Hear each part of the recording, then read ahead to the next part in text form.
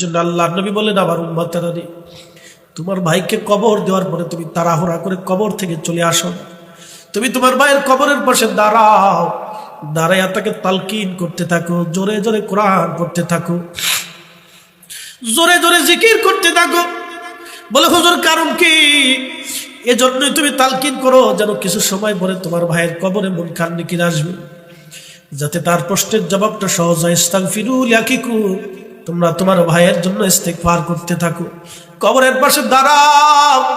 দেখবেন কিছু মানুষ কবর দেওয়ার পরে বলে, তাড়াতাড়ি সরে যাও, তাড়াতাড়ি চলে যাও, মুনকার নাকির আসবে।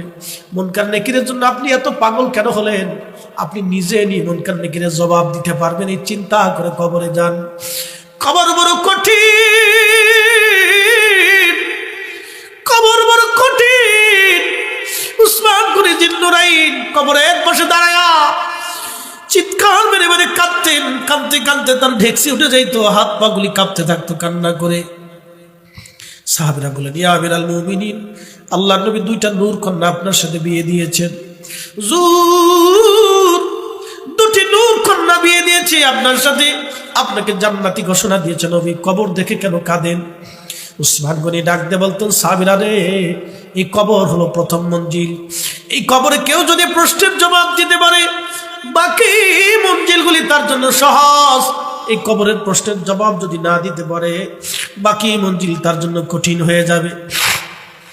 সাহাবীরা রে, আমি উসমান গনি ডরাই, যদি তিনটা প্রশ্নের জবাব আমি দিতে না পারি, আমি উসমানের জিন্দেগি বড় মিথ্যা হয়ে যাবে, আমি উসমানের জিন্দেগি বড় মিথ্যা হয়ে যাবে। হযরত উসমান গনি জিন্নুরাইন কবরের পাশে দাঁড়ায় কাঁদতেন। বন্ধু আমার, কবরের পাশে দাঁড়াইয়া কত সময় দাঁড়াবেন? নবীজি বলেন, একটা উট জবাই দিয়া, চামড়া সিলাইয়া, গোশত বানাইয়া, এই উটটাকে মানুষের মধ্যে বন্টন করতে যত সময় হয়, তুমি তোমার ভাইয়ের কবরের পাশে তত সময় দাঁড়াও, দাঁড়াইয়া তার জন্য দোয়া করো। কিন্তু কেউ থাকে না, সবাই চলে আসে, সবাই ব্যস্ত। ওই সময় সবাই ব্যস্ত, কেউ ব্যবসার কাজে ব্যস্ত, কেউ চাকরির কাজে ব্যস্ত, সন্তান নিয়ে ব্যস্ত, জমি জমা নিয়ে ব্যস্ত,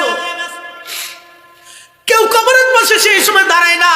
বড় কঠিন কবর, নিঃসঙ্গ, বড় একাকী, বড় একাকী। জীবনের এক চরম বাস্তবতা হলো কবর।